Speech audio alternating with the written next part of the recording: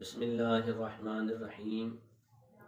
الحمد للہ رب العالمین والعاقبۃ للمتقین والصلاۃ والسلام علی سید الانبیاء والمرسلین اما بعد فاعوذ باللہ من الشیطان الرجیم بسم اللہ الرحمن الرحیم وَإِن كُنتُم مَّرْضَىٰ أَوْ عَلَىٰ سَفَرٍ أَوْ جَاءَ أَحَدٌ مِّنكُم مِّنَ الْغَائِطِ أَوْ لَامَسْتُمُ النِّسَاءَ فَلَمْ تَجِدُوا مَاءً فَتَيَمَّمُوا صَعِيدًا طَيِّبًا فَامْسَحُوا بِوُجُوهِكُمْ وَأَيْدِيكُمْ مِنْهُ صدق اللہ العظیم ان اللہ وملائکتہ یصلون علی النبی یا ایھا الذین آمنوا صلوا علیہ وسلموا تسلیما الصلاۃ والسلام علیک یا سیدی یا رسول اللہ وعلی آلک واصحابک یا خاتم النبیین الصلاۃ والسلام علیک یا سیدی یا رسول اللہ وعلی آلک واصحابک یا سیدی یا خاتم المعصومین الصلاۃ والسلام علیک یا رسول اللہ وعلی آلک واصحابک یا رحمۃ للعالمین۔ محترم سامعین حاضرین، اللہ تبارک و تعالیٰ کا کروڑ مرتبہ شکر ہے کہ اس نے ہم کو دین متین پہ چلنے کی توفیق عطا فرمائی، اور یہ جو ہمارا سبق ہے فقہی مسائل کا، اس میں ہم کو سننے سنانے کی توفیق عطا فرمائی۔ آج الحمدللہ تیمم کے بارے میں جو ہے وہ بیان ہوگا۔ امید کرتا ہوں کہ ہم سب غور سے سن کے اس پر عمل کرنے اور اس پر جو ہے وہ عمل کریں گے تو اللہ تبارک و تعالیٰ نے تیمم کے بارے میں یہ جو میں نے آیت مبارکہ تلاوت کی ہے، فرمایا کہ وَإِن كُنتُم مَّرْضَىٰ أَوْ عَلَىٰ سَفَرٍ، اور اگر تم بیمار ہو یا سفر میں ہو، أَوْ جَاءَ أَحَدٌ مِّنكُم مِّنَ الْغَائِطِ، یا تم میں سے کوئی رفع حاجت کر کے آئے، یا تم نے عورتوں سے صحبت کی، أَوْ لَامَسْتُمُ النِّسَاءَ فَلَمْ تَجِدُوا، عورتوں سے صحبت کی اور یا پانی نہ ملے، تو فرمایا پاک مٹی سے جو ہے وہ تیمم کر لیا کرو، بس اپنے منہ اور ہاتھوں کا مسح مٹی سے کرو۔ اس آیت مبارکہ میں اللہ تبارک و تعالیٰ نے ہمیں مسلمانوں کو یہ حکم ارشاد فرمایا۔ محترم سامعین، باقی امتوں میں سے امت محمدیہ پر اللہ تبارک و تعالیٰ نے جو خاص کرم نوازی فرمائی، اگر ان کا تذکرہ کرنے لگ جائیں تو دفتر کے دفتر درکار ہے۔ جیسے کہ اللہ تبارک و تعالیٰ نے قرآن پاک میں ارشاد فرمایا، اگر اللہ تبارک و تعالیٰ کی نعمتوں کو گننا چاہو تو انہیں شمار نہ کر سکو گے۔ اس نے ہمیں ہر عبادت کی روح اور ہر ریاضت کی اصل دی ہے، اور تمام نبیوں کا نبی اور اپنا وہ حبیب صلی اللہ علیہ وسلم کا کمال کرم اور احسان فرما کر ہمیں عنایت فرمایا کہ جس کے لیے سب کچھ بنایا گیا، اور اپنا پسندیدہ دین اسلام ان پر مکمل کر دیا۔ دین کی تکمیل میں ہر وہ عمل شامل فرما دیا جو اپنے حبیب صلی اللہ علیہ وسلم کا عمل اور رضا تھی، یہاں تک کہ آپ حضور صلی اللہ علیہ وسلم کے ساتھیوں کی رضا کو اس دین کی تکمیل میں شامل فرما کر افضلیت امت کا احساس جو ہے وہ دلایا۔ قرآن پاک میں اللہ تبارک و تعالیٰ نے ارشاد فرمایا،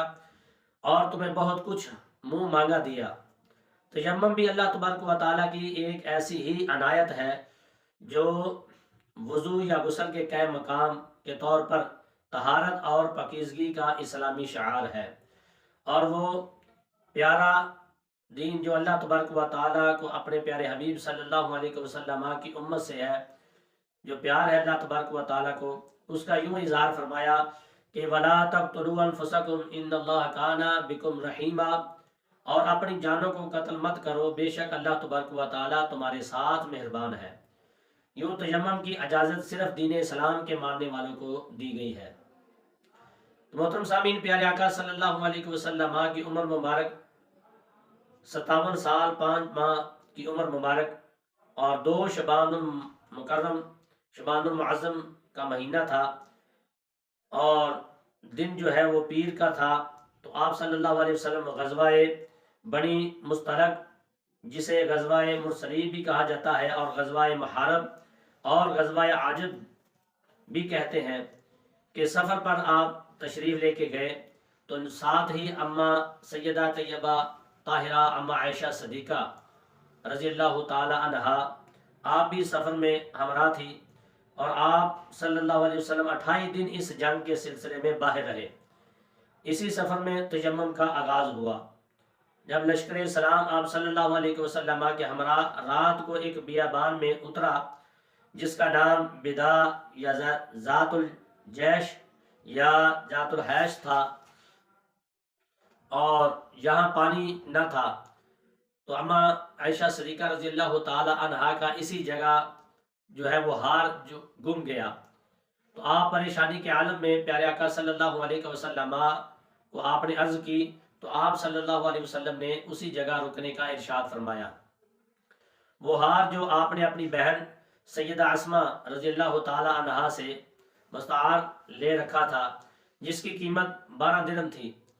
تو پیارے آقا صلی اللہ علیہ وسلم نے قافلہ روک لیا، خود اسی جگہ قیام فرمایا اور صحابہ کرام کو ہار تلاش کرنے کا حکم فرمایا، جن میں ایک سیدنا اسید بن خزیر رضی اللہ تعالیٰ عنہ تھے۔ اتنے میں نماز کا وقت آ گیا جبکہ صحابہ کرام کے پاس پانی نہ تھا۔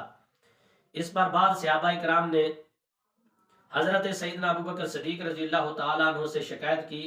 تو آپ نے اپنی بیٹی سیدہ عائشہ صدیقہ رضی اللہ تعالیٰ عنہ کو ڈانٹا کہ انہوں نے رسول اللہ صلی اللہ علیہ وسلم کو اس جگہ پریشانی کے عالم میں روک رکھا ہے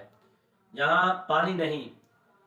تو ادھر صحابہ کرام جو ہار تلاش کرنے نکلے تھے انہوں نے نماز کا وقت آنے پر بغیر وضو نماز پڑھ لی۔ جب حاضر ہوئے تو سب بات پیارے آقا صلی اللہ علیہ وسلم کو بتائی۔ اس موقع پر سیدنا جبریل علیہ السلام تیمم کے متعلق سورہ نساء کی مذکورہ آیت مبارکہ جو میں نے تلاوت کی لے کر تشریف لائے،